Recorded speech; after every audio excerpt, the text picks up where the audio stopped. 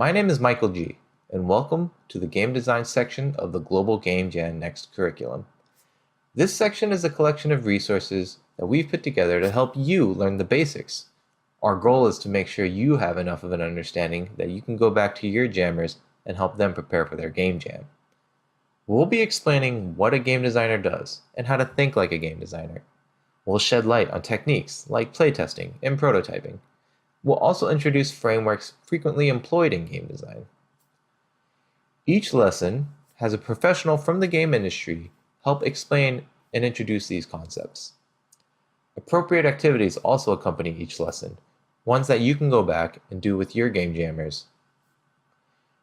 Going through the entire curriculum is going to help prepare you to answer questions, explain terminology, and facilitate activities.